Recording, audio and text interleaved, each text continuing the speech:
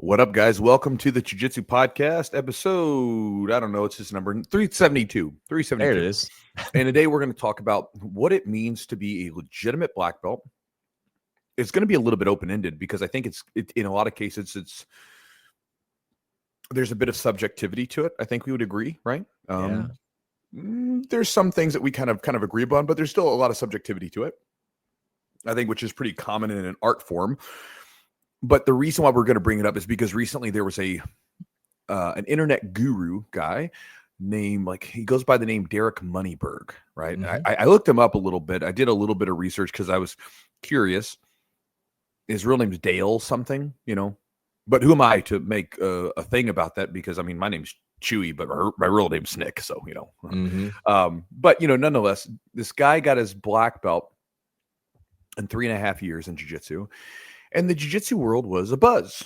Very interested. What's going on? Now, I will tell you, for the most part, I do not care. Doesn't bother me. I would say it doesn't bother me in the sense that it doesn't affect me. I think it's silly. We'll talk about why in a bit.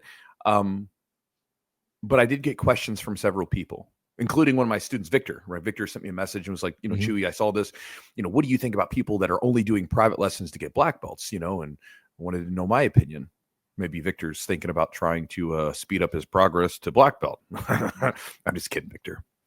So, I got questions about it, and I figured we would talk about that story, but we would also talk about just the idea of black belt. What is a black belt? We'll talk about some different ideas and things to chew on. It'll be open-ended, so I'm not going to give you the definitive thing, but I'm going to give you some ideas to think about. And for some of you guys that are coaches or black belts, because I know we have some of you out there, why don't you send us a message? What do you think it means to be a black belt? Right? What does that mean to you? And maybe even lower belts. What do you think it means to be a black belt? Let us know. You can shoot us a message either by email to the Jiu-Jitsu podcast @gmail.com, or you can just get on Instagram and send us a message directly there. So with that said, let's get into this podcast. Big thanks to our sponsors for helping make this podcast happen. Charlotte's Web CBD, if you guys haven't checked them out before, Charlotte's Web is one of the OGs in the CBD market. Again, CBD can be used for a lot of different purposes, and they are branching out into other products, such as functional mushrooms, CBN type of cannabinoids, which can be really useful for sleep, and a lot of other different things. If you want to go to their website and try some of their products, I always tell people just try it out. See what you think if you're interested, right? If you're like, I've seen this stuff before, I've used some other CBDs, let me try this out. Try it out for 30 days and see what you think about it. Most of the time, I've given out people samples at my gym and my students. In a lot of cases, they come back to me like, hey, which one did I use? I want to go buy some. Like, which one is that? And so if you guys want to check them out, go to their website at charlottesweb.com. The one that I've enjoyed for a while is their Stay Asleep Gummy, which is a CBN product. So not CBD, but CBN product. And again, really helpful for, improving sleep. And again, as we get older, our sleep quality can decline. We got a lot on our mind. You got a lot of things that you're doing. It can be tough to get some good sleep. And sleep is our main tool for recovery. You get a good night's sleep, man, it's a different world, right? I'm down here in Costa Rica at the time of recording this. And that first day I got up at 3 a.m. to get on my flight at 6, and I was traveling. I felt brutal. And then the next morning I slept for 10 hours. The next day, and I felt amazing, right? I was like, oh my God, it's getting a good solid sleep, in that kind of sleep where you don't wake up constantly, man, that's a game changer, right? Mm-hmm. And there's things you can obviously do to improve that, such as your diet, sleep regimen, caffeine intake, everything else, but something that can help with supplements such as things like CBN products. But anyway, check their stuff out at charlottesweb.com. The promo code is Chewjitsu30 for 30% off the order. Also, thanks to our buddies over at Epic Roll. Epic Roll is a jiu-jitsu brand company. They make everything from gis, rash guards, shorts, anything related to jiu-jitsu. They make it. Good quality stuff, great designs. They support a lot of up-and-coming grapplers. They're a supporter of the PGF grappling competition, which I'm a big fan of. I think they put on a lot of good events. If you guys they have an event coming up soon.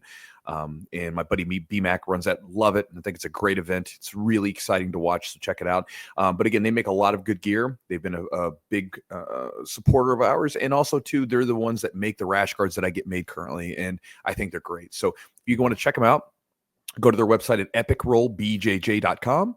And if you find something you like, just browse through the website. Use the promo code Chewjitsu20 for 20% off the order.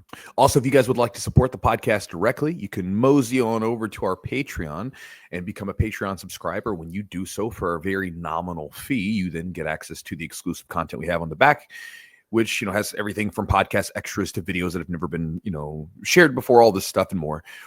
You can go check out the perks on the website at patreon.com/the Jiu-Jitsu podcast. But again, when you do that, you get access to all that, including some seminars and even some warm-up routines for Jiu-Jitsu specifically.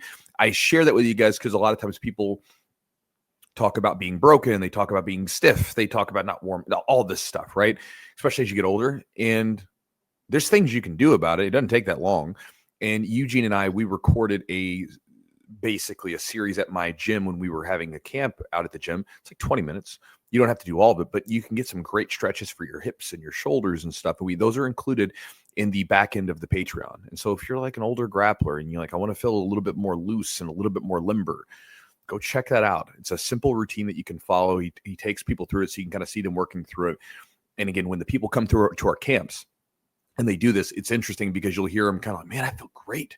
Oh man, like it's amazing what happens when you just target a couple specific muscle groups that, are a big pain in the butt for us as jiu-jitsu practitioners, but a lot of jiu-jitsu people just don't know. So they kind of do a little like half stretching back and forth and they never feel any relief. Whereas if you start to target things like your hip flexors and your pecs and start to get your shoulders moving and get you can make a big difference in the long term. I speak from experience. I'm more limber and flexible now, not like crazy flexible, but I'm better now than I was when I was 30 and I'm 40 now. And so it just takes a little bit of time. That's it. So check it out at patreon.com/the Jiu-Jitsu podcast. And last but not least, if you guys would like to get my daily email and get an ebook that will go through 12 different strategies on how to get more from your open rolling so that you get better faster, you improve in jiu-jitsu faster by being very deliberate with how you step on the mat, comes with a video to go with it as well. The video is about 20 minutes. Gives some additional stuff as I'm kind of, talking through it. You can get that at my website, chewjitsu.net/join. And when you join up, you'll get the daily email plus the ebooks and the other resources that I give away. And the email is just everything and anything that I think you might enjoy.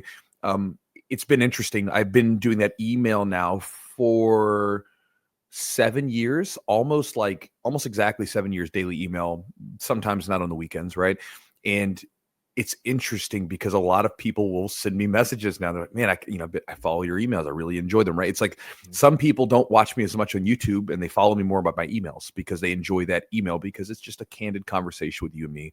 And I try to share lots of useful stuff, not just jiu-jitsu related, right? So I go off in the weeds with it. So if you enjoy that kind of stuff, you would like it. Plus I give you exclusive discounts that I don't release anywhere else. And you get first dibs on all my camps and events and everything else. So if that's anything that sounds interesting to you, just rolling over to my website, chewjitsu.net/join. So with that said, let's jump into this story. So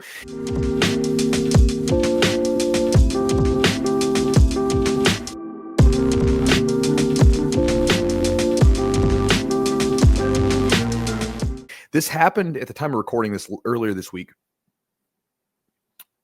There was a guy, this financial internet guru guy who apparently used to be like a dating guru guy. Okay. Yeah. So I don't know. So he basically gets on and he gets this black belt in 3.5 years. Right. And everyone in the jiu-jitsu world, it's a big storm. And we've always been this way. There's a self-regulatory nature to jiu-jitsu. Let me actually give you a couple stories before we get into it. So when I was a young black belt, there was a guy in my town who was he was an MMA coach. He had no idea what he was doing. I mean, this guy was terrible. I had actually rolled with him, and he was awful, right? Sometimes, though, people just believe it. If you're like, yeah, I am. And if you just say it and they don't know anything, they'll just, oh, I guess he is. Rolled with him, terrible, doesn't know what he's doing. Later on, one of his fighters ended up fighting one of our fighters, and his fighter ended up getting hurt so bad he had to have plates put into his face because his orbital was broken and his face was collapsed. So I think it's kind of important sometimes to be honest about this stuff because, you're learning stuff that could come in handy at some point to you in a fight situation. But he had a radio commercial that was going on at the time, and it was basically saying black belt in jiu-jitsu, and he was promoting himself in videos or not videos, but pictures online. I'm a black belt in jiu-jitsu. He never said black belt in jiu-jitsu, but he's teaching a jiu-jitsu class, talking about jiu-jitsu, and he's wearing a black belt, So I called him out on it. I'm like, hey man, like, you're not a black belt. I don't care if you're teaching, you don't know what you're doing, but don't say you're a black belt in jiu-jitsu, because you're not. You haven't put the time in. You never did the effort. You aren't good. Just say whatever. Say you're teaching jiu-jitsu, but you're not a black belt. And, he came back and apologized. To his credit, he apologized and took the commercial down and re-changed it, and then they took away the black belt part. And again, it's like I was very about that. Mm-hmm. And there's been several situations like that where in the jiu-jitsu community, we see a fraudulent black belt teaching at a gym and they get confronted because we find that there's an importance to this, right? That we don't want to be the karate dojo on the strip mall that gives away belts every year and a half to 2 years. Black belts here, black belt. You get a black belt. You get a black belt. You get a black belt. We feel like there's something to it that, needs to be kind of a standard that needs to be upheld. We know that there's going to be different levels to black belt, that not everybody has to be the crazy Spartan that lives in the gym all the time, but you can still need to have something going on, right? We'll talk more about that later and kind of what that could be. But there still has to be some standard that has to be upheld. So then, kind of going into the other side of this with the private lesson stuff, I've actually had a couple of students over the years who did private lessons with me on a regular basis that I think were trying to essentially, quote, buy a belt. So one guy, he came in and he would do group classes with us, and then he would do a private lesson with me on the weekend. And he was getting really good like this because we would make the adjustments, tweaks, and then he would come back, go train through the week, trying this stuff out, come back, do a private. I mean, it was just this iterative process. And he was getting really good. Well, he sits down with me one day and he says, hey man, listen, I've got about, it was either $1,500 or $2,000, which again, this is like 2011. And at the time, I'm not making a lot of money. This represents a decent chunk of change for me at the time. So he says, hey, listen, I've got this money earmarked for private lessons. I really want to get my purple belt. Do you think in X amount of time that I would be able to get my purple belt? And me being naive, I kind of thought, oh. And I told him, hey, well, I don't know, man. But, we can try. Let's get it. Let's do it. Let's go after it, and we'll do our best, and let's see what happens. But I give you no guarantees. And he stopped doing the private lessons with me, left the gym. A couple months later, he went to another coach, and the coach magically gave him a purple belt. Who saw that coming, right? So there was another guy, and this guy, he was doing private lessons with me, and he came up to me. He said, he basically asked if he could get his blue belt. And I told him, well, I need to see you in class training with people of similar skill, age, size, that kind of thing, because I don't know what your game looks like under serious stress. Because anytime, like, let's say if you're a black belt and you're doing a private lesson with a white belt, blue belt, purple belt, whatever, someone that you have a very high level of skill over, right? You have to play down. And that person doesn't really know what it feels like to go 100% and assert their will on someone that's giving them the full thing that they can do to resist, right? Mm. This is why I think private lessons, if you're only doing private lessons, they're good. And there could be medical reasons as to why you would only do private lessons, right? But if you have the ability, you should be doing group classes as well, because you need to know what it feels like to assert yourself onto another human being. That's what combat sports are. Combat sports are you and me going and me asserting my will on you. That's what that is, right?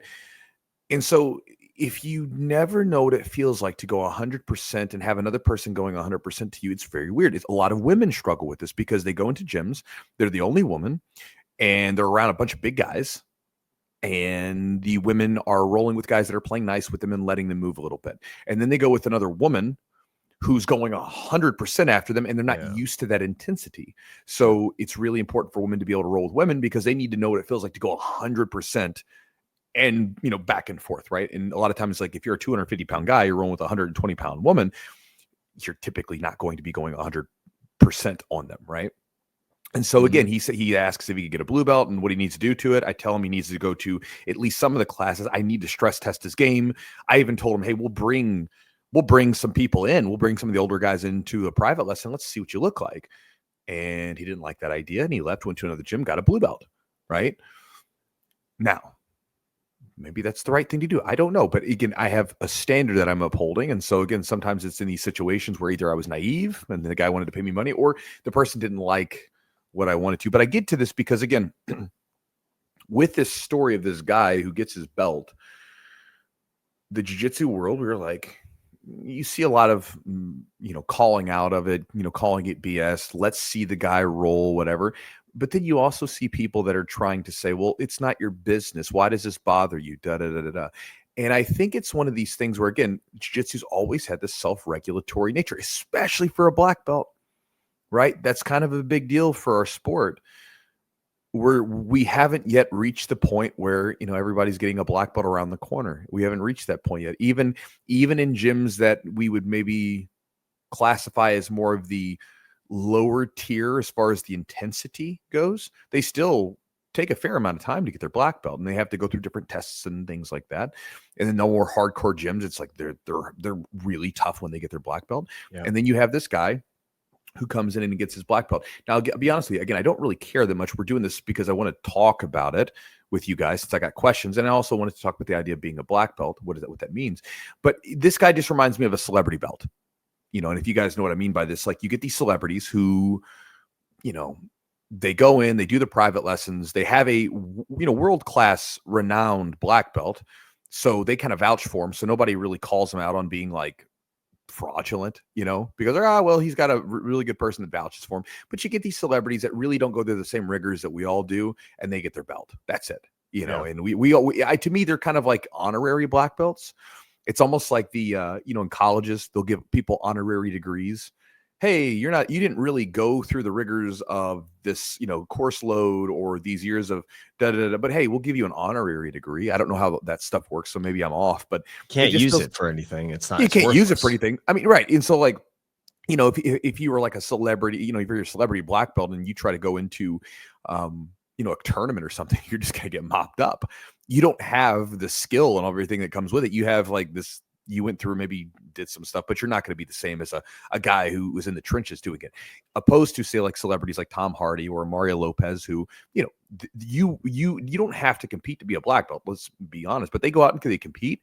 You see them rolling. There's pictures of them after classes, sweaty. Like you see them, their hair's disheveled, and Mario Lopez is like, he always kind of looks like he's imperfect with his hair, right? But again, those guys are really going, and so you get this guy, right? And he just reminds me of a celebrity black belt where, okay, you've been training for 3.5 years. We don't see any videos of you really rolling hard. We don't see any videos of you like looking disheveled and really like you just got after a hard training session, and then you just have a belt. It's just, to me, it's like it just. And in the few videos that I've seen, this is kind of the damning thing, by the way. Seen a few videos of him, and his movements don't look like the movements of a good grappler. Maybe like a white belt, blue belt. Like he's just kind of clunky moving around. Doesn't have that fluidity of a high level grappler. Not someone that you would sort of equate to like a phenom who's getting their belt really quickly.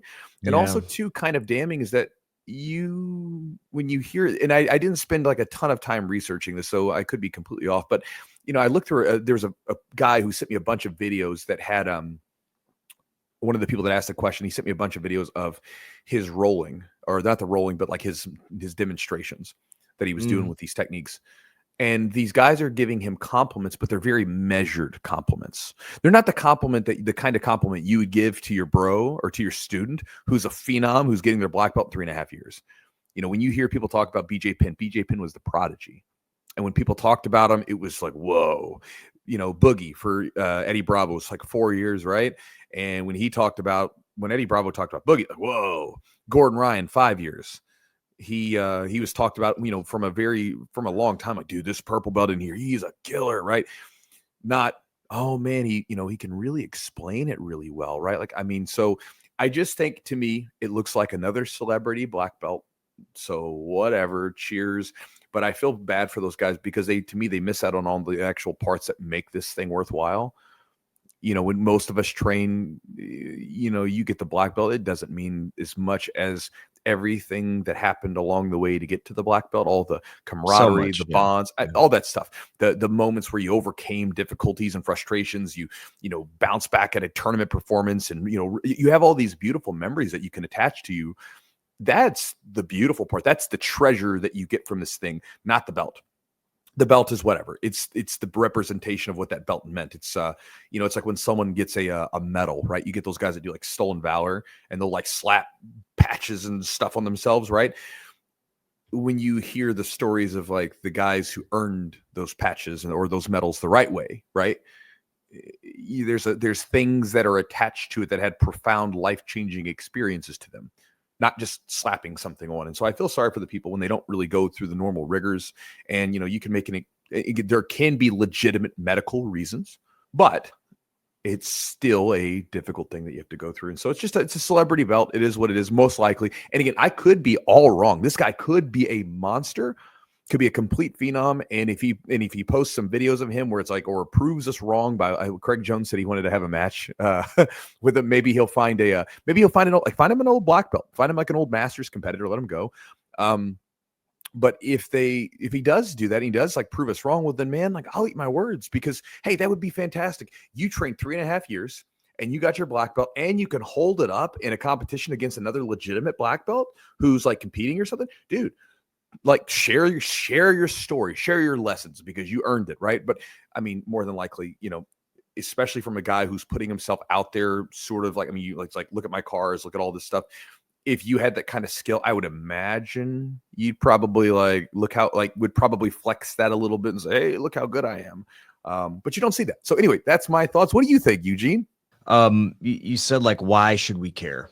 Like, why should we care if we got a black belt in 3.5 years and hasn't done any group classes? And almost like, I think that if you have a black belt with I'll just say suspect technique from what we've seen, what we've seen, right? We've seen him doing some, I think it was like a crucifix or something, like a video of him doing that. And just looked very, like you said, didn't look clean, didn't look crisp. It should look at least clean and crisp and kind of smooth against a very limited resistance. I mean, you can tell that, if somebody's moving well or not. You can see in their patterns. You've done jiu-jitsu long enough. I've done jiu-jitsu long enough that I can tell if somebody's got an understanding. You've been coaching, so you can watch people and watch the newer guys move with the more experienced guys move, and you can instantly tell, oh, like that guy's got some skill to him.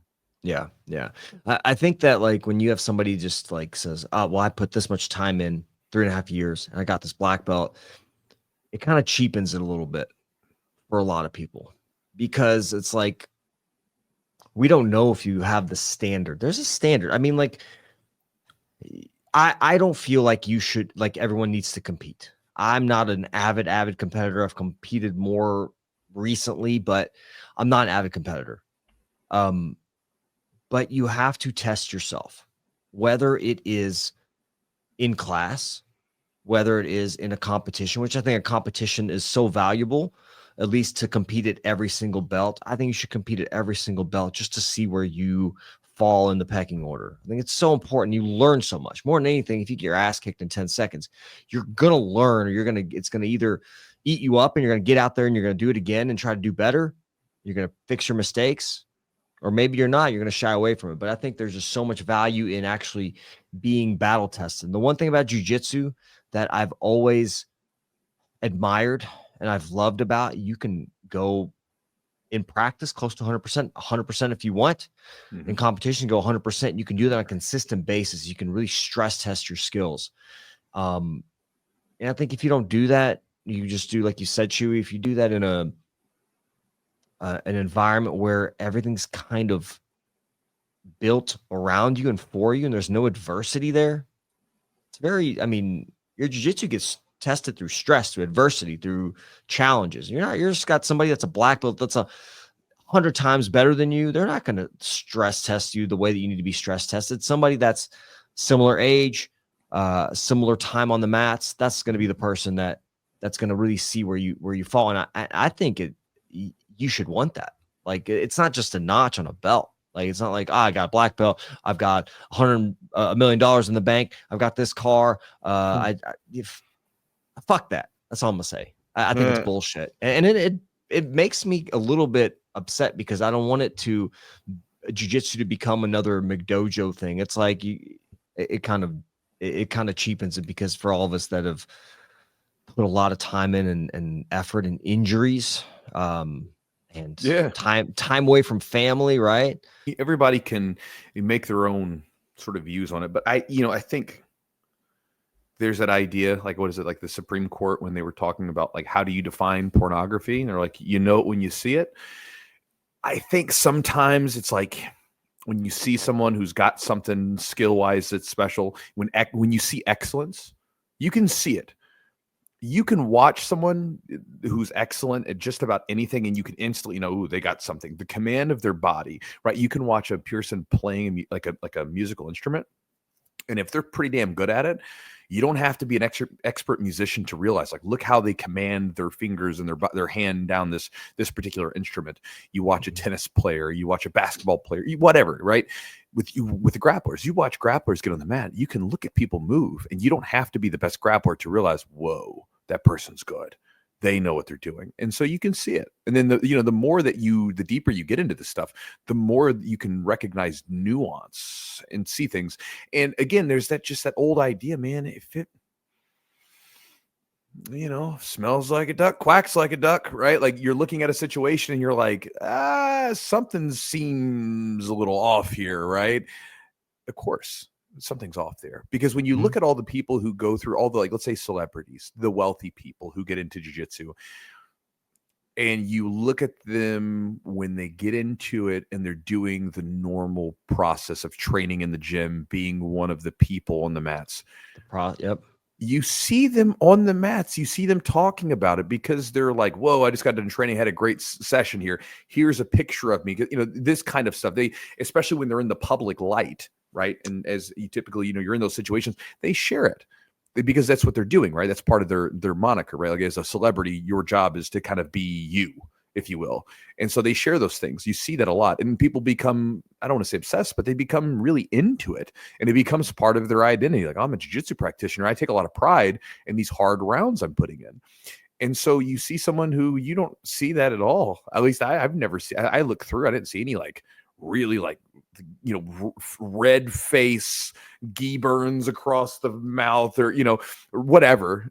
Those pictures that like you went through it today. You were the nail today, my friend. And again, maybe I missed them, whatever. But nonetheless, I just think you look at it, you're like, something's up. It's a bit odd, and it to me, it just looks like a celebrity belt where someone bought their belt. And look, he may have never explicitly said, hey, give me my belt, right? It could have been a situation where you're just like the guy asked me, hey man, how many private lessons, how much time do I need to put, whatever. And then he starts to facilitate that, right? And then maybe if you're getting paid a ton of money by someone, then you start to feel a certain obligation. In some cases, you're like, oh, I guess I need to promote him because this dude's paying me like this much. You could feel that way if you wish. Very possible. So again, that's that. But here's the question to ask you guys, unless you want to throw something else in there, Eugene. Let me ask you this. Yeah. I think let me say one thing. There's one way for this guy to, get rid of all this shit. Yeah. Is to go and have a match and show. You don't have to have a match. Just go go get some good rolls in. Just show some rolling footage. You don't need to have a match. Like, let me just see you move around a little bit. Hey, even let me see you demonstrate some good technique. Let me see, like, if you're a black belt, you should probably have the ability to demonstrate some solid technique. Maybe you're not the best roller, right? Whatever, but let me see you move around on the mats a little bit, So let me ask you a question. This will apply to this guy and also the people that you worked with on this private lessons. Why do you think they avoided the group classes, or is that wasn't part of their ideal training? What do you think? Well, one guy didn't avoid the group classes. He was going to them. He just wanted this purple belt, right? And he was just I think he thought he was in deserving of it, and was like, I want it. And maybe he was deserving of it, but for us, he wasn't a purple belt by our standards at that time yet, right? Okay. The other one, I have no clue. I just think he was an older gentleman, bit eccentric, and I just think he was just kind of like an odd man out kind of guy. He just wanted to come in and do his private lessons. He would do private lessons with me, do private lessons with like some of the one of the boxers, and then he would leave. It's like almost like it's kind of like the fox catcher thing, right? Like you just want to be in it, but you don't really want to do it. You're just like, I'm going to go through these motions or whatever. Yeah. Just do this. So I don't know. I have no idea why he did. I never really asked. But, you know, and I even offered to bring people into the private lesson. Hey, let me bring in a couple older guys, you know, so somewhere in their 40s and stuff to roll with you. No, no. So again, it's like, I don't know why, but nonetheless, like that was that. So, I don't know. I just think it's again, you know, it's different. Jiu-jitsu to me is like, it's, I guess maybe if you just kind of get interested in just kind of like checking that box off, oh, hey, I got a black belt or something, right? Maybe that's you. But for me, it's one of these things where I think the thing that bothers us the most about like the celebrity types of belts or the whatever, the private lesson only belts is because you look at it and you're thinking, man, this person didn't go all through the rigors that we went through. And they're just paying this money to, you know, be in front of this person and get their belt. And we sort of see it, it bothers us because we're like, we went through this process. And if you want this thing, you need to go through this process. Granted, that doesn't necessarily have to be true, but I think that's part of what I think it bothers people because of how hard they've worked to get something. And then to see someone sort of just like, because you think about like this, like in politics and, you know, political type stuff, right? What do we get pissed off about as people, right? We get pissed off that like, no matter what happens to you, if you got money, you'll get off. I mean, what is it? Like the Epstein stuff, the P. Diddy stuff. It's like all of a sudden all these guys just, there's all this evidence and then nothing happens because they got money. You know, they've got money, they've got power to do what they want. So we're like, this is the thing that we have. When we step on the mat, you and me are going, and you cannot buy the skill. Now you can get you can have resources that help you achieve it faster, possibly, but you can't buy the ability to beat me. Simple as that, right? So when we roll, we're gonna find out. It's the truth. It's objective. It's like, I'm better than you. But even like when you're just moving on the mats, even if you're just demonstrating stuff, you can still see the cracks of someone who doesn't know what they're doing. Yeah. I think like maybe if I'm guessing, you know, somebody with status with like almost like a bigger bullseye on them, like if they're a celebrity or somebody with notoriety, and they're like, I think Craig Jones kind of talked about this, like when he would go and do, you know, seminars, people kind of come after him and try to submit him, just try to like rip his shit off. And he's like, and so he had to really, you know, kind of really choose. And he ended up popping some people's ankles and stuff just because, like, you know, he had to prove a point essentially. Like, I'm not here for you to make a name off me. So I think maybe some of these celebrities are kind of like, have this image and I have a lot to lose, and I'm just not willing to risk that for this thing. Yeah, but if they're at a gym, right? And maybe that's true, but if you're at a gym and you get to be one of the bros or one of the women on the mat, right? It doesn't matter. No, like, you know what I mean? Like, it's like, sure, they're probably going to be starstruck the first time they see you come in, but then eventually it's just going to be like, oh, it's just, he's one of the dudes, right? No big deal. We're not going to try to like rip your face off. We're going to treat you just like everybody else. Yeah. You know, so I think, that might be a possibility if you're traveling a bunch, but even if you have a home gym, you know, you could roll at your home gym where you know everybody and you know people are safe and you know that they're not there to rip your face off. Yeah. The one thing, you know, about some of the examples you shared, the BJ Penns, the Boogeyman Martinez, Gordon Ryan, they all like accomplished big things. They were undeniable, essentially. Like, it's like they're already, even though they haven't put the time in their level, they've showed a level of such, like you said, excellence, expertise already at a, you know, such a early on, you know, part in their career that it was like, it's just, they were kind of undeniable. Like, I mean, BJ Penn was the fastest American to win Worlds. He was the first American, and like, yeah, I mean, 3.5. And I mean, he also too with BJ Penn, you got to think. So yeah, the total years, it disguises how much time they actually put in, because when you listen to these guys' stories, they were training all the time when they were young. They were obsessed with this thing. It wasn't like they were putting in a 1-2 hour session a day, right? Like if you listen to Gordon Ryan talk about his training schedule back in the day, I mean, he's like living in the gym. BJ Penn, if I'm correct, BJ Penn's family had a little bit of money, and they actually had the jiu-jitsu coach live with them, or like was brought out to train him at any point in time he wanted to train, right?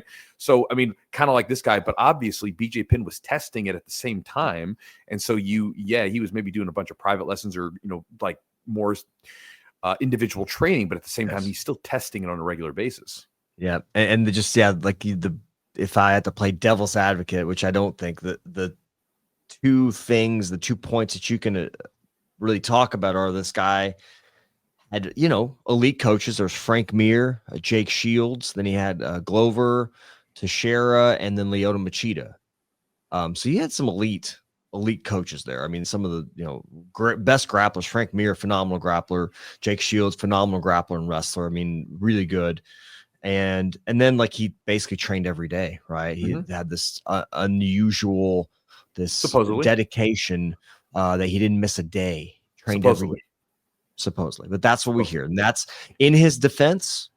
He's put in a significant amount of time, like maybe 10 years worth of time in a matter of 3.5 years or whatever. Supposedly.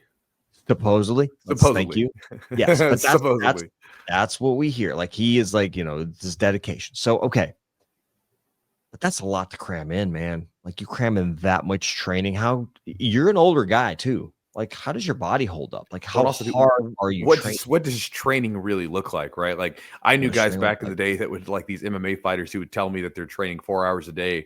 And I would talk to their buddies and they're like, yeah, they're at the gym 4 hours a day, but they're not training 4 hours a day, right? So that's in his defense. Those are supposedly some factors that could play in. And Mikey Musumeci was like, he knows more than most black belts or something. He's got enough knowledge. However, you can have all the knowledge you want. You can be a collector of skills all you want. It doesn't mean you know how to apply them. And that's the key. Can you apply the skills that you know?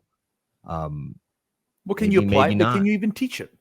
Right? Like, because again, it's like, okay, you're going to have guys where, let's say that you have a guy as an example, who's like, I mean, granted in his day, he was obviously a good, good person, Danaher, right? Who doesn't really roll a ton now. Or you could take another guy like Sean Williams, who obviously he can still roll and move around, but in his day, he was probably better than he is now because they're just older, right? Sure. But their ability to teach, I mean, they can explain this stuff and they can help people learn it super effectively, So, you don't have to be necessarily the most effective person ever, but you should have something. I mean, you're not terribly older in your 40s, 46, 40, whatever. You're a Masters 3 person competitor if you competed, but you're an older guy, but you're not that old. You can still move around a little bit. I mean, there's tons of guys that listen to us that are, in their 50s training. So you could get out there and move around a little bit. Yeah. I mean, I think they're valid points and you got to be able to apply it. I mean, is everyone that's a really good practitioner a great teacher? No, some people are phenomenal teachers and coaches and they're world champions, but maybe they're not great at teaching, and that's okay. That's still, you got to have one or the other, right? You got to either be able to teach or to perform, or both, or a mixture. So this is kind of leads us into this sort of idea of what does it mean to be a black belt, right? Because we're kind of like, talking about how this guy isn't. So what is a black belt, right? And so I'm asking you guys this question that are listening. Like, what is a legit black belt? When we say that legit black belt, is it the fact that is it effectiveness? Is it you being able to beat people on the mat that have similar skill and so forth?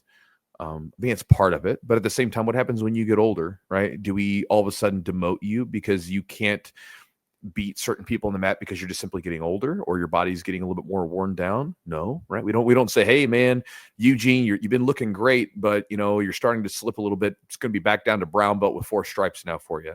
And then, whatever. You don't do that, right? Once you get your black belt, you're a black belt. And then is it just time in, right? Because time's kind of an important component. We're making a big fuss about this guy getting 3.5 years black belt because we know that time allows techniques and, experiential wisdom to sort of simmer and season the grappler and help them out, right? It takes time to just learn things. But it's not just a time thing, because when we see gyms where when they promote strictly off of time sheets and stuff, we look about that as kind of a negative, maybe McDojo-y type of thing, right? And then is it just simply being able to teach, right? Being able to teach techniques. That's an important component of being a black belt, because people are going to come to you and be like, hey, I need you to show me something because you're the black belt. You know what's going on. Yeah. But what about the young black belts who are very effective? They win tournaments, everything else, but they haven't developed their teaching chops yet. And they haven't developed that ability to break down information for others. Does that mean they're not a real black belt? Of course not, right? No, because they're competing. And you said they're at that level because they're winning competitions. Well, right. At a and high so, level. And this is what I'm saying. And so I believe it is a mixture of all these things. And so, at least for me, like, this is my personal opinion, my bearded opinion, it's a mixture of all these things. When you promote someone to black belt, there's a lot of factors that you can mix into it. And I believe that every black belt who promotes, every gym that promotes, has their own sort of recipe, their own thing that they take into account. Everything from the person's character, how they treat people inside the gym, to their effectiveness on the mats, to all these things. All these go into it. The time they've had in the gym. You know, for me, like I've talked about this in videos. I purposely let people sit at belts for a while to season at them. I'll move them up faster if I need to, you know, but a lot of times, you know, if you're there, let them sit there for a bit before you move them on, because once you're a black belt, you don't get to go back. And the worst thing for most people who are training consistently is to get promoted to a belt that they can't uphold. And then they go to a tournament or they go to a gym and they feel embarrassed to have that belt. I've talked to many of you who have had the situation where maybe you got a belt, you took some time off, and then you come back and you feel almost embarrassed to be wearing the same belt because you don't feel like the same person. It's not a fun place to be when you get promoted to purple belt, brown belt, or black belt, and then you hide. Like I had one guy who literally wouldn't train in the gi because he didn't want to put the belt on. He didn't want people to know that he was a purple belt. And so again, it's a mixture of all these things for me. And I have my own recipe, but what do you guys think? I'm leaving this open-ended for you because it's such a subjective thing from gym to gym to gym. What do you think it is? What do you think it means to be a legitimate black belt, right? I think to some degree, you know it when you see it. You can know to some degree, right? You can't necessarily be able to, well, that's a black belt of 3 years or whatever, but you know when someone's skilled, when you watch them move on the mats, when you watch them demonstrate techniques, when you watch them just simply move. And then again, I think time is a component because you have to have time to be in these positions to learn things. It's not necessarily like a strict time component, but you should have some time in all these different situations. And some people train more so they get promoted faster. Mm-hmm. But nonetheless, I think you still have to, as long as there's no medical reason that would prevent you from otherwise doing it, you should be able to have some effectiveness on the mats too. It doesn't mean you have to be a world beater, but with similars, right? So meaning like you're similar weight, similar age, similar size, and experience level, you should be able to hang with people, right? You should be able to hang with them on some level. We should be able to see, this person has something, right? And I think it's a mixture of those things. And, you know, if people were asking me if I thought this guy was a black belt and that's what they sent me messages, like, no, I don't really think he's probably a legit black belt by most gyms' standards. You know, I think if you went to most gyms, they wouldn't be like, this guy's a black belt. Now, again, I don't know him from Adam, but it's just the way that it looks from the outside. And like I said before, I would be happy to eat my words if this guy all of a sudden comes out and be like, dude, this guy's a killer. He's great, whatever. And then I can just eat my words and be like, hey, wouldn't be the first time, right? And so I wouldn't even be upset about it. I'd be like, man, thank you for clearing up the air, because we were all sitting around grumpy about it. And we were like, dude, this guy just is another celebrity black belt. You proved us wrong, right? So, right. This reminds me of a little bit of, there was like the little outcry when you had the Gracie University stuff and the guys would get their blue belts. They would get a blue belt by testing through video. They would send in videos and never actually went to a gym to train, which a blue belt, obviously, I think is an important belt. I think all the belts, any promotion in jiu-jitsu is important and holds value. But that was the same thing we saw then. And I don't know if they still do that anymore. I don't know. I think they cut a lot of flack for it. They got a lot of flack from that. Well, as they should. Yeah. I mean, I think if somebody, you know, at least like once a month, go like take a trip to a gym. I mean, the way jiu-jitsu is now, most places, you're probably at worst an hour away from a gym somewhere, or people that train jiu-jitsu. You know, you can make it work if you really wanted to. But yeah, I mean, like, Chewy, let me ask you this: what is when you promote somebody to black belt at our gym? What is a jiu-jitsu black belt, or even a Chewjitsu black belt, as some of us say? We're Chewjitsu black belts. What does that mean to you? What do you look for? And maybe what are some things that you don't like, that you're like, hey, you're not black belt ready? It could be, you know, there's a lot of stuff. I think you do look at character, the actual person himself, because they're representing the gym, and some people do and some people don't. That's, you know, not right or wrong, because we kind of make our own rules in a way. That's why we have this discussion, because there's not this clear cut distinction of a black belt. But what about you when you're looking at, hey, somebody's a brown belt, they look like they're ready? What do you see? Well, I mean, first off, like the character element's a big one. I won't promote people to blue belt if I feel like they have some. And when I mean character, I don't mean that this person's got to be a saint, because I'm no saint. I can be a complete asshole sometimes. I have blemishes, everything else. But what's your character like on the mat? Are you being a good training partner to people? Are you helping people out? And especially at the higher belts, people look to you. You are the vanguard of your gym. You're leading the way.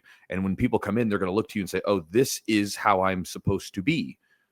And so are you promoting the values of our gym, like making yourself better so that you can help other people better? That's a big part of it. Also, too, making sure you're not doing crazy stuff outside of the gym, because I don't want to be associated with a black belt and again, sometimes you can't prevent it because you don't know. It's not like I'm not with people 24/7, so people could be doing crazy stuff and I don't know about it. But as much as you can, you try to, like, I don't want to be associated with a person doing bad stuff outside of the gym, right? Mm-hmm. And then there goes into the skill part. Like I said, aside from some medical issues that could prevent this from being a thing, you want to see how they do with comparables. So this is why we do those belt specific training sessions that I will do periodically, where I can have everybody, like brown, black belts together, blue and purples together, white belts together, and I can look at people moving around with similars. How do you look with someone who's close to the same skill, age, size, the whole deal, and everything else? That's very helpful, because I get to see what you look like against someone who's comparable to the same skill, and I get to see cracks in your game, and I get to go, okay. For instance, we had Jeff, my black belt, who helps run the Jiu-Jitsu Opens with me. We talked about this when he was with us on the podcast last year. I watched him. So there's a guy in my gym named Dustin, and Dustin and him are about the same size.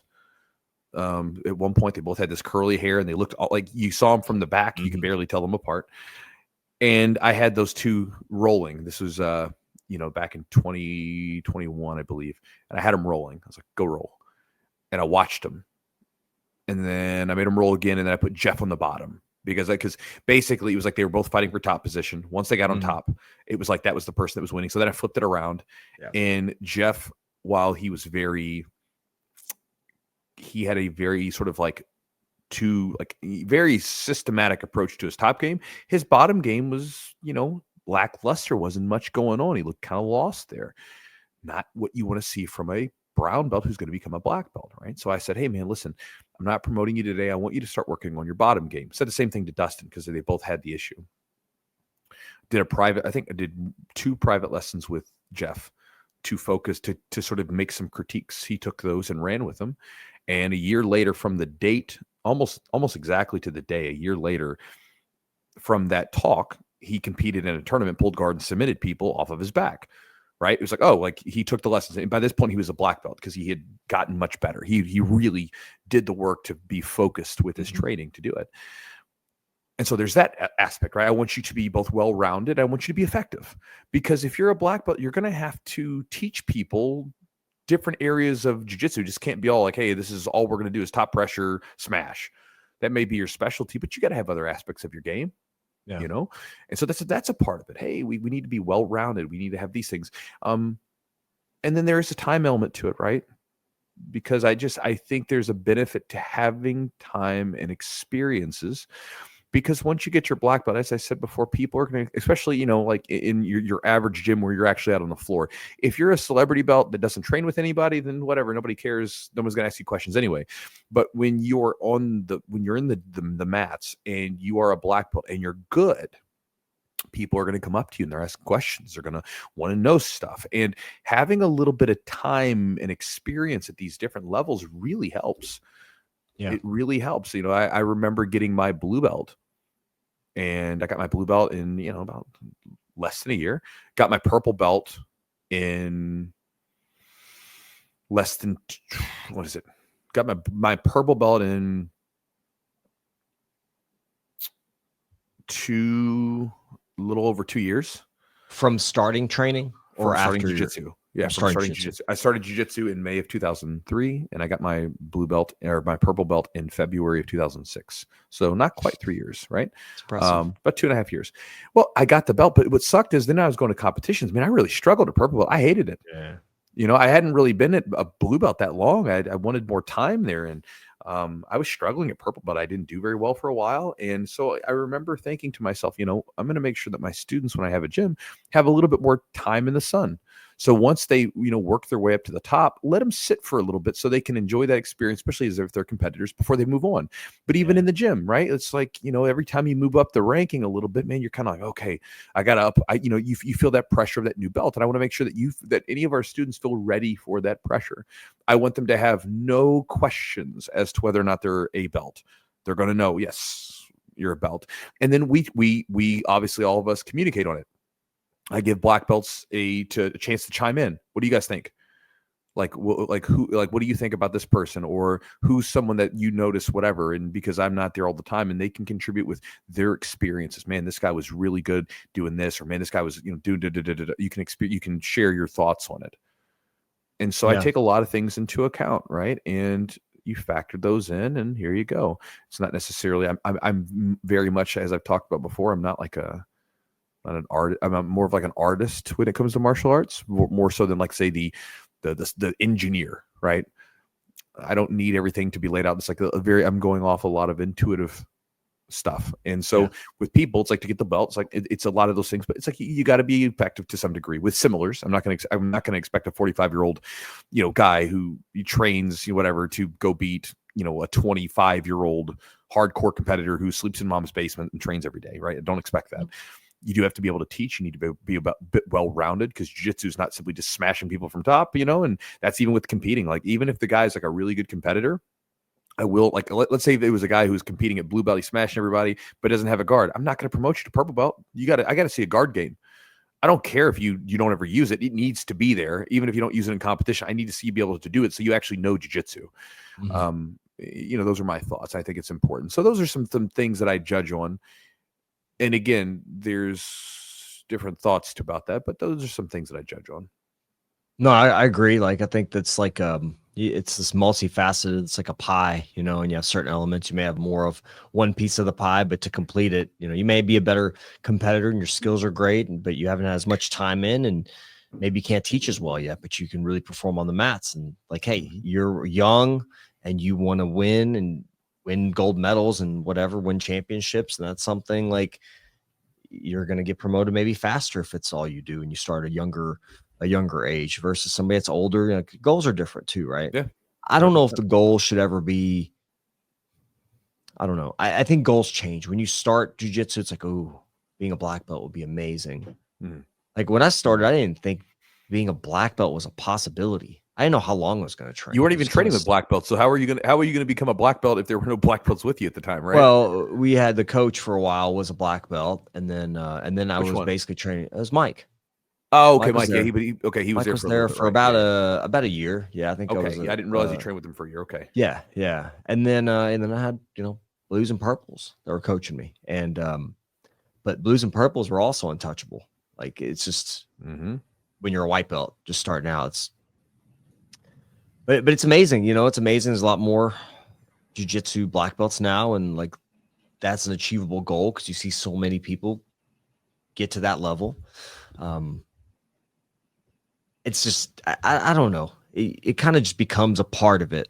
Like, I think if you're someone that trains long enough and you just love the process of training, it's just like the black belt's just almost, as long as you're consistent and it's just there. It's gonna get there eventually. Like, if you train long enough, put enough time in, and have a decent skill level, I think it's probably going to happen for most people. But I just think it's still important. I know people poo-poo on the belts and stuff, but I think it's a symbol of mastery to an extent, right? I mean, there's levels to black belts, but you've put a certain amount of time and effort and skill into it to where you've earned that. And I think it means something. And if it doesn't mean shit, then everybody can have a black belt. Like, I don't mean to, talk down other martial arts, but like, you've got 10-year-old Taekwondo black belts. And like, to me, I just don't think that's legitimate. I think it's just a money grab because you're just keeping these kids there, to test for belts. I remember as a kid, listen to this shit. I'll tell you this. So my little immigrant, self, I'm like 6, 7 years old. My parents put me in Taekwondo. Mm-hmm. I remember I did Taekwondo for a year, and people start after me. They get promoted. We didn't have money. And my parents were just keeping me a white belt. So they just kept me a white belt doing the same thing every time. And I would see these people get, and I remember the instructor would just walk up to my parents, we need to have him test. We need to test him. We need to test him like every time. I don't know if I was any good. I never did anything. I did like certain forms, right? Katas or whatever. But it would break like a little chintzy board and stuff like that. That's how you get, that's your belt test. You have to do a little routine. But yeah, I just remember it was like a money thing. I just remember my parents, like, we don't have the money to really pay to, for every single belt, because it's like 100 belts or whatever. And they try to get you pretty quick. They move you through it pretty quick. And at Jiu-Jitsu, there's only, there's not very many belts. Each one means something, and each one's hard to get. Should be hard to get, at least. It depends, because like, with these belts, again, black belt means different things in different martial arts, right? Sometimes it can just mean like a base level of competency, kind of like what we would sort of assume is like a blue belt, and that's what their black belt is, right? Doesn't mean you're a master, just means you kind of know what you're doing. But for us in jiu-jitsu, it means something. And again, people do poo-poo on the belts, and they're, sometimes I can totally understand when people get like really weird with the belts. But again, humans, one of the things that we do is we have symbols that represent things. So every one of us has a series of noises that come from our mouth that we associate with us. You're Eugene, I'm Nick. That's a symbol. Or Chewy, right? That's a symbol. These are noises. They're just symbols. Yeah. We have, like I said, you have people in the military who have these little, like, Napoleon has the famous quote that men will fight long and hard for colored bits of ribbon. And, you have medals that have different colors in the ribbons, whatever else. And you see someone that means a big deal, right? That's a big deal for people. What was it? Tim Kennedy recently came out and was saying that I guess he came clean that, he did not receive a particular medal in the military, right? That basically people called him out on. It was a big deal.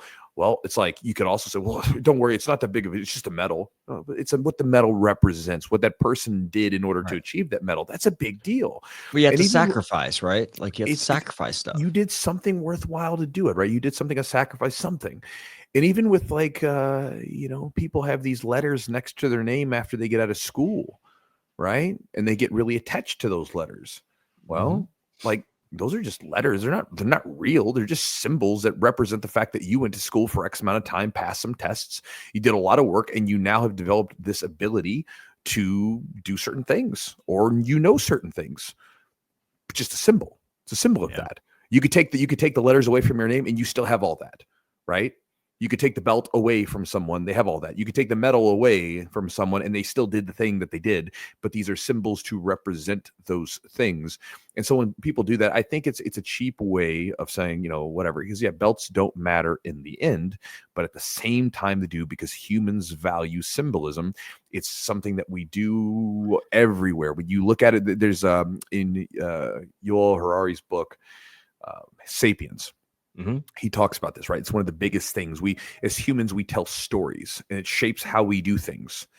Like basically when you think of you as a person, you're listening, right? You as a person listening, if I was to say, who are you? You would tell me a series of stories that represent you, that symbolize who you are as a person. Oh, I'm so-and-so, and I do this job, and I have 2 kids, and these are just stories, right? They're stories that represent you.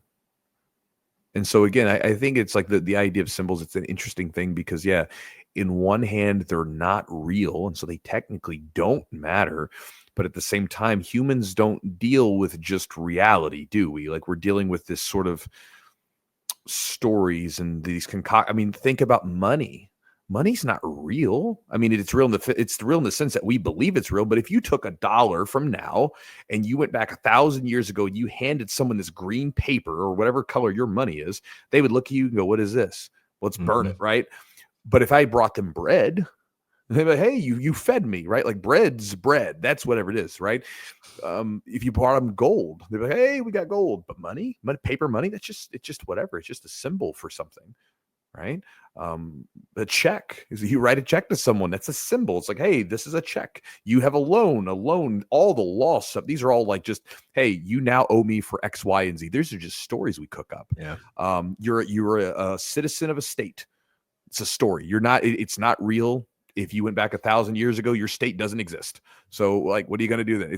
These are just symbols. We have property rights. I have acreage of my property and I own that property. The Native Americans, they had a lot of trouble with, they're like, you own the dirt, but the dirt's going to be there when you leave. It was there before you. I mean, I'm fine with property rights, by the way. I'm not like a communist or anything. I like having my property, but I'm saying, that's right. We're playing this game. And so if we're going to play the game, we need to be honest with ourselves of the game that we're playing. And humans play a lot of games with symbols, and they mean a lot to us. And maybe the belt doesn't mean anything to you personally, but it does mean a lot to a lot of people because of what it symbolizes. All right, guys. So hopefully you enjoyed the podcast. Again, if you want to contribute to the conversation, I genuinely am. I'm not like, oh, hey, like do this because I'm whatever, trying to get engagement, because obviously you sending us a message does nothing for our podcast analytics or anything like that. But if you have a thought, especially if you're like a black belt or you've been training for a long time, Brad, what do you think a black belt is? What do you think that means to be a legitimate black belt? What does that mean to you? I've been asking this question to people, and I'm really curious to hear. I think it's a fun question to ask because it's a very subjective thing, and we all have our views on it. So I'm curious what you guys think. And then maybe a second question is what you guys think about celebrity black belts. What does that feel like to you? Yeah. As probably a rank and file regular person on the mats, what do you think about people that just go in, do their private lessons, never jump in the groups, and they just get their belts? So let me know your thoughts. But otherwise, guys, thanks for joining us today. Hope you enjoyed the podcast.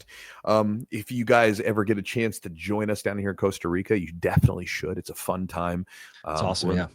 Eugene and them, you guys came down. That was probably that was one of my most favorite camp experience with you and Jeff and everybody in that little suite. That was a lot of fun. But we have a good time down here at the camp, guys. It's a beautiful place. It's a good time, good jiu-jitsu, new people. So if you guys ever want to check it out, check out the Roll BJJ Academy. Big thanks to our sponsors for making the podcast happen. Charlotte's Web CBD. If you guys want to check them out, look through any of their products and supplements, find something you like and save 30%. You can do so by going to charlottesweb.com, and the promo code is Chewjitsu30 for 30% off the order. If you guys would like to browse around and get some new gear, some new training gear, gis, rash guard shorts, nice looking t-shirts, good quality stuff, go to epicrollbjj.com. And the promo code is Chewjitsu20 for 20% off the order at checkout. If you guys would like to support the podcast directly, you can roll on over to the Patreon website at patreon.com/the-Chewjitsu-podcast. And when you go there, you can look up the perks and everything else. And when you join up, you'll get a lot of different stuff, a bunch of different content we haven't released anywhere else. And it includes some warm-up routines and stretching and mobility movements specifically for jiu-jitsu. So it's stuff that Eugene created. Very helpful. A lot of older grapplers talk about feeling tight and rigid and stiff and all this, but they're not doing anything to change it. And it's not that hard to change it, right? And you can do something about it preemptively, or you can wait until your body gets injured. Your choice. But if you guys want to check it out, it's there as a bonus. When you join up, you'll get access to it. And it's inside the Patreon membership, which you can get at patreon.com/the-Chewjitsu-podcast. And last but not least, guys, if you would like to get my daily email, then go to my website at chewjitsu.net/join.